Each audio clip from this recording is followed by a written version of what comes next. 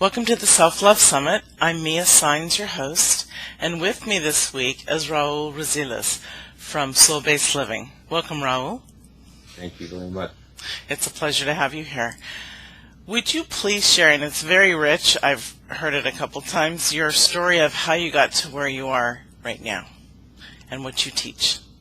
Yes, thanks. Thank you so much, Mia. So I guess everyone has magic in their life. Everyone has something beautiful about their story.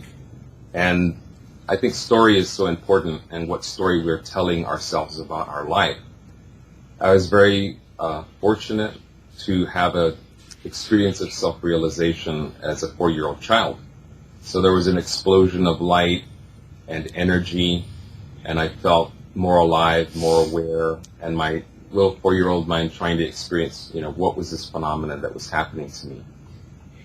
And since that moment, as a 4-year-old child, experiencing what I call subjective light, I heard spirits talking with me, explaining about the universe and helping me understand why I'm here. And so I've never been alone since 4 years old. I don't know what lonely feels like. I have all kinds of spirits around me. And if the spirits that work with me aren't talking with me, then it's who's ever around me or the house I'm walking past or anything like that. So I have this, sometimes it feels like an explosion of energy and information and having to focus on the material world.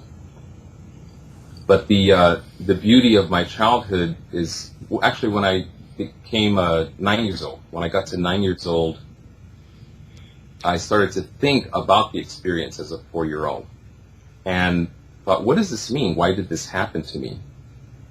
And one of the things I reflected on as I got a little bit older was I didn't do anything to earn it. I wasn't doing a lot of praying or meditation or even wanting anything to happen. And so often people want their life to be better, and they're trying to move toward that better, progressing toward a better life. Doing something to make their life better. And as a 4-year-old, I hadn't done anything, maybe in past lives, but I hadn't done anything at that moment as a 4-year-old for this to happen. Sometimes beautiful things just happen. Sometimes a miracle just happens. Right. I always say to people, do you want to understand or do you just want the miracle? So then the lesson for everyone in my story, and all of our stories can help all of humanity. Yes. My lesson and my gift to humanity is return to that 4-year-old. And sometimes there's pain as a 4-year-old. Sometimes there was something scary going on in your family, something might have been ill, or there might be some trauma. But even if it wasn't so wonderful as a 4-year-old, and my parents were very violent, physically and emotionally. So I'm not saying that I had this wonderful childhood. It was actually very painful for me. But I will say this about my parents in that when I talked about these spirits, they didn't say, stop saying that, or that's not real. So many people tell me that they had experiences as little children, and their parents and their family around them invalidated that. I was incredibly blessed, and I thank my parents for, even though they were crazily yelling at each other every day and all of that, they just said, when you're with us out in public, just don't run off to give somebody a message. So I'm maybe I was 6 years old, and I was born and raised in Newark, New Jersey. We're in Newark Airport, and I run away from my parents, and I'm tugging on somebody's coat, and I'm giving them a message. And my dad comes up and says, sorry, to these people. And then he kneels down and he says to me, Raul, you're a little kid, and it's a big airport, and we would appreciate it if you don't run off from us. That's what he said. He didn't say anything about why are you giving them the messages or anything like that. That's remarkable. I'm sorry, I have to say, first of all, that's remarkable. Remarkable. Yes, it is. For how violent my parents were. Yes. And when I was a teenager, I realized you become more conscious of other people's needs. As a teenager, I started to think about the neighbors and what might they like, what might my neighbors be like. And I thought to myself, wow, what's it like to be living next to us and hearing the yelling all the time? And so my parents never discouraged the multidimensional reality that I was born into. So here's this little kid growing up and hearing all these spirits and giving people messages. And how did it happen? But the message in my life for other people is return to your innocence. Return to that little child that you were. And what was your dream when you were a little kid? Or what was fun? Did you like ride your bicycle? Or did you like cartoons? Or was it art? Did you like drawing, singing? When I talk to people about being very young, 3, 4, 5 years old, sometimes something really beautiful comes out of that. And we forget. It's like that person doesn't exist anymore, who I was when I was 4 or 5 or 6. They do. Right. We're really more like a tree and the concentric circles of years. So your 3-year-old's still there. Your 5-year-old's still there. Your 15-year-old is still there. And they want you to remember them. They want you to embrace them and live a full life through living all of who you have been in every month and year and decade of life. And don't let go of those things. People age because they have allowed their inner child to fall asleep. And so this is really important for human beings to maintain this aliveness of the inner child. And you can talk to your inner child. Maybe your inner child is in like a Neverland and they're just like been sleeping for decades. Say, hey, first of all, I am a wonderful adult. I grew up great, or I'm trying to be, and the future's going to be okay. Or I want it to be better if you don't feel like your current life is okay. And your inner child absolutely can help you. It would be like having a whole new version of yourself, a whole new refreshed version of yourself. If you can awaken your inner child, you'll feel that there's something alive inside of you. Think about a 4-year-old. Think about how they're running around and jumping, and if they fall, they just get right back up. Have you seen an adult fall? They can be lying there for 15 minutes. A little kid will go bam, and go bonk back up. Bounce right back up. They don't even know it's a hurt, or we haven't taught them that yet. So they just jump up and they keep going. And also how children feel. When people tell me, some people won't come for a consultation with me, but their friends and family really wish that they would. And so sometimes people talk to me about their husband, their wife, their coworker, their relative, their friend, their neighbor. What can we do for this person? How can they be better? They're going through some kind of crisis or something. And first of all, I say, how are they feeling? And if they say very depressed or very angry or very sad or something, I say, okay, that's okay, because they're still feeling. If they're kind of in this numb space, like a zombie, if they've just shut off, then we're really in trouble. If the person is still willing to feel, if they're crying, if they're raging, then there's still hope. It may be traumatic to other people that the person is depressed or very angry, but we're still in a good place because they're still emotionally alive. The problem is when that sense of wonder that the child has is so shut off that the person's just kind of going around numb. And that person has completely lost the sense of basically everything before puberty. You can see these developmental stages of human beings. When you find somebody that they're just not in contact with their emotions and they seem like they're kind of numb. They don't seem really sad or angry, but they're just not happy. Right. They've lost contact basically with all of their energy before puberty, so that life force is not there.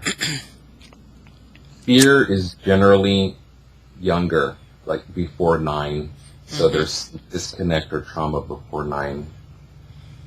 And anger is generally after puberty, where the person finds really what kind of world that they're in, or they think they're in, and they feel they don't have a place for it, or they don't feel attractive enough, or wealthy enough, or connected enough, or smart enough, or creative enough to do their dreams and to live their best life.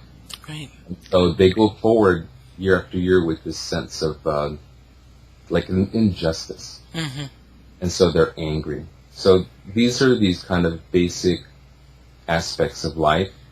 And really, anger, fear, and limiting beliefs are really the only three challenges that we have. Everything can be put in one of those three categories. That was all so amazingly rich, complex, but yet very simple.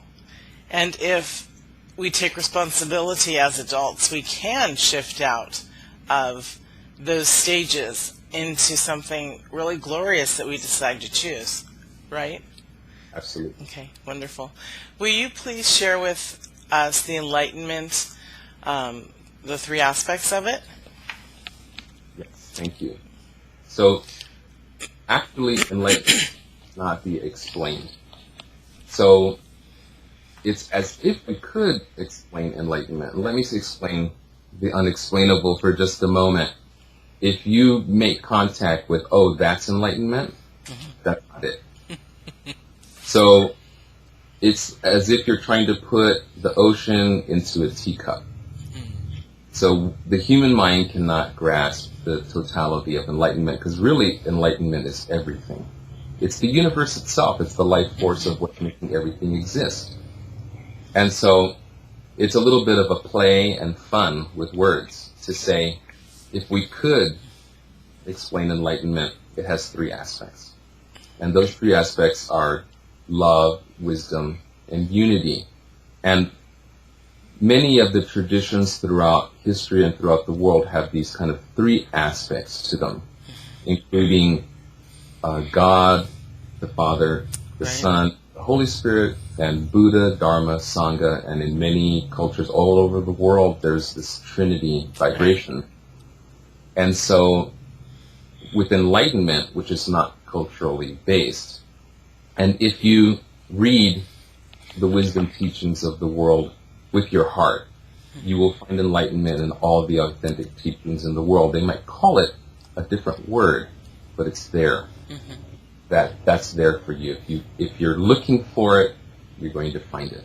Yes. So love, wisdom, and unity in equal portions are the aspects that you would have to have for this kind of alchemy to happen and that transformation to occur toward enlightenment. So people are coming up toward the ultimate. You kind of imagine a triangle. On one side there's love, and on the other side there's wisdom, and at the top there's unity, where you become one with all that is. And so some people go toward the love side, and they're compassionate, and they want to love more, they want more joy, they want more happiness. And other people think deeply about things and care about the why of things, and how can we make a better world.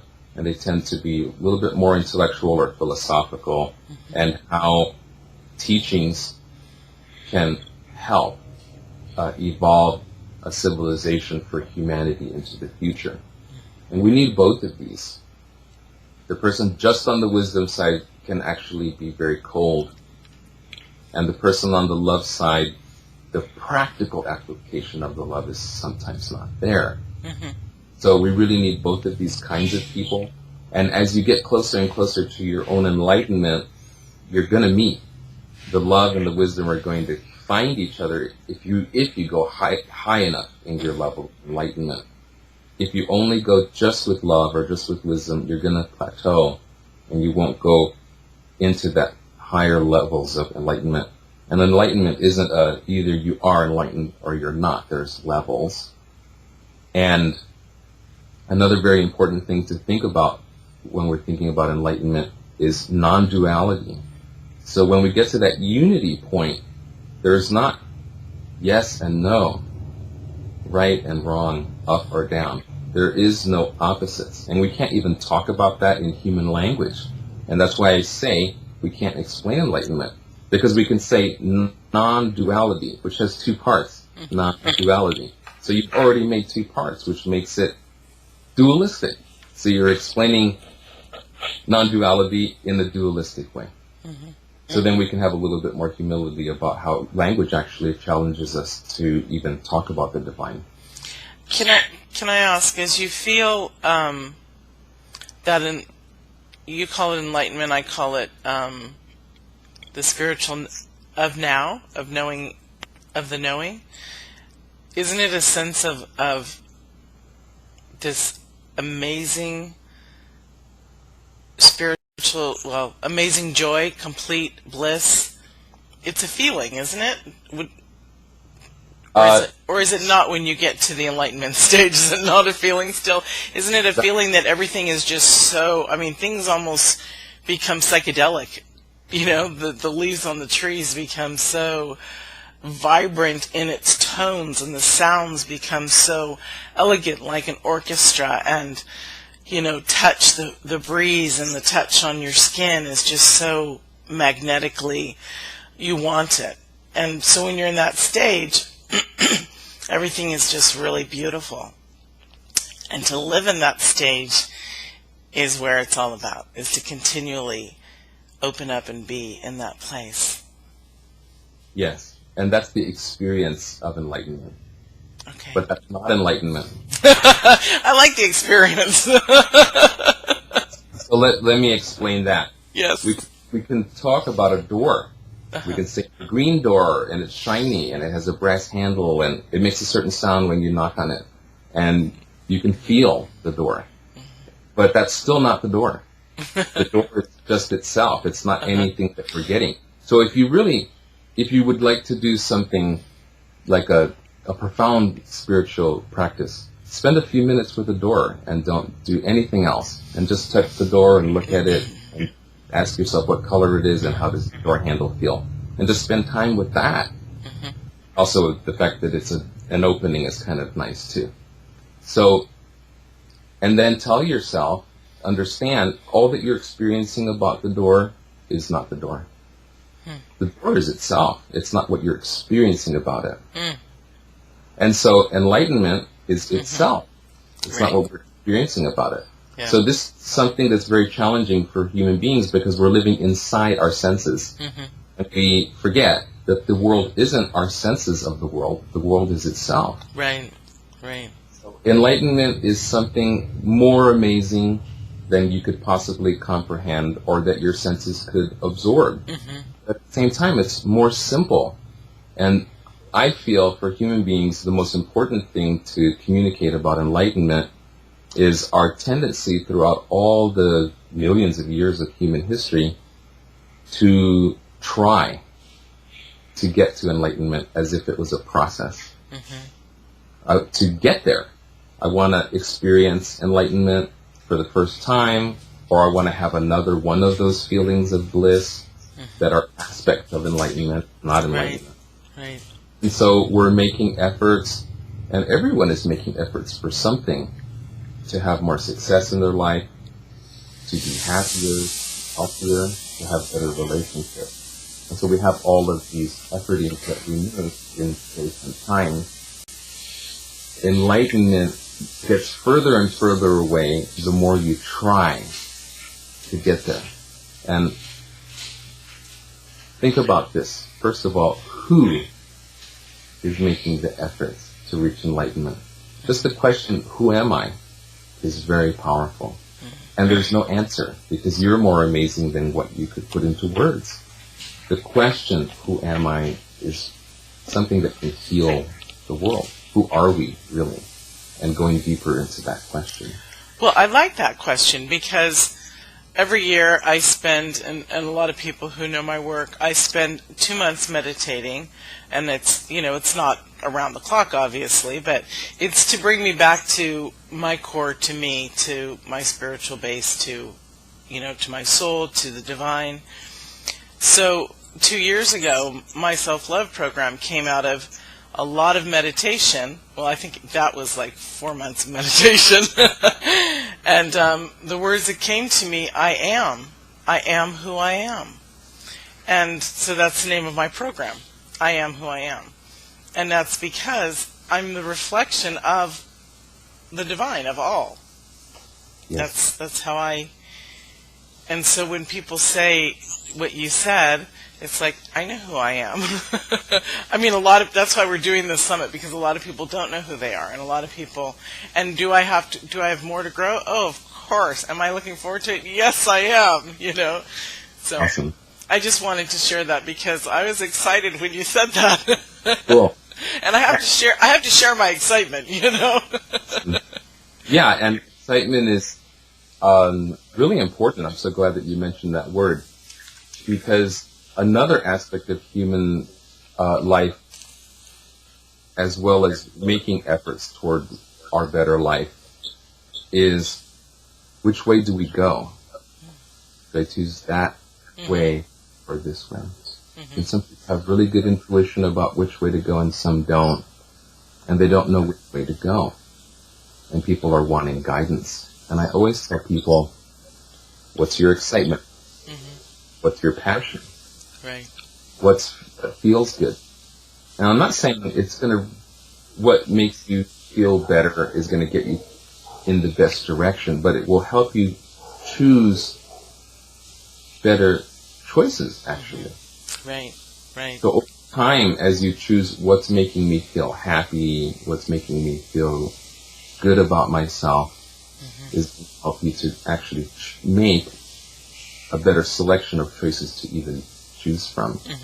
And what your best destiny feels like in the past is excitement. Right. You're excited about something, that's telling you, that's like little breadcrumbs that the angels are giving you.